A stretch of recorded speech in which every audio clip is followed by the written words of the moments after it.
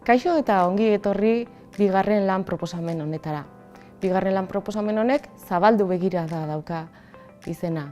Lehenengo lan proposamen hartan hasi zenuten bide bat eta ari jarraipena ematea da asmoa.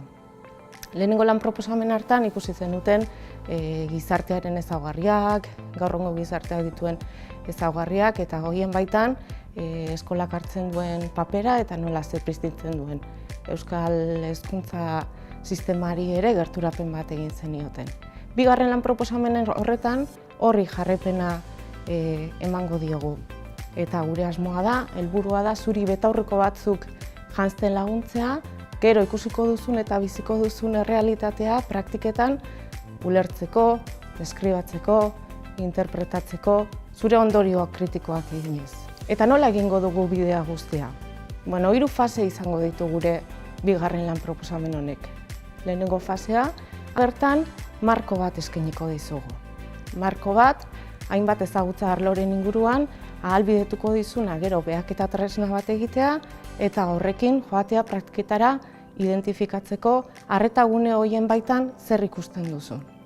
Bigarren fasea izango da praktiketatik bueltan eta bertan behaketa tresna horren bidez jasotako informazioa ikusiko dugu, aztertuko dugu eta interpretatuko dugu. Bigarren lan proposamen honetan izango dituzu 4 bide.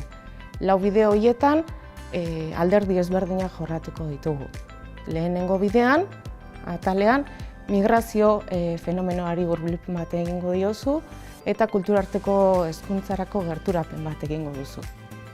Bigarrenik, guztiontzako eskola inklusiboaren inguruan arituko zara, kalitatezko hezkuntza eta guztiontzat eskaintzeko ahalbidetzen duen testu inguruak ikusiko ditugu eta marko horretan kokatuko zaitugu.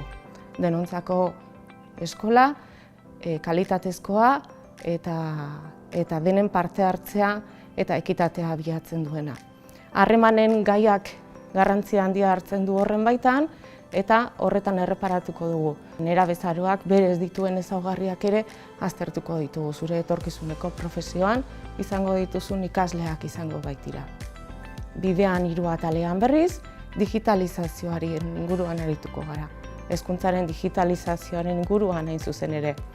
Digitalizazioak dakartzan erronkak eskolara eta marko europarra ere aztertuko dira.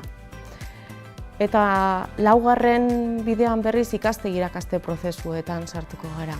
Ikaste-irakastea zer dan, ikaste esanguratsua zer dan eta testu inguru honetan ebaluazio hezitzailearen inguruan ere arituko gara. Hauetxek dira egingo dituzun bideak lan proposamen honetan. Hauekin guztiekin, plataforman aurkituko duzun informazio guztiaren bitartez, esan bezala zeure behaketa taula osatuko duzu hainbat adierazlerekin. Marko honen arabera egiten duzun behaketa taula hori espezialitatean ere osatuko duzu eta hori izango da praktiketara eramango duzuna. Urtarrilean jasoko zaitugu berriro ere eta behaketa taula horretan ikusitako alderdiak nola dauden aztertuko dugu. Errealitate hori deskribatu, interpretatu eta ondorio kritikoak aterako ditugu. Hauxe izango da, laburki azalduta lan proposamen honetan egingo dugun bidea. Bidaia on izan dezagula guztiok ere.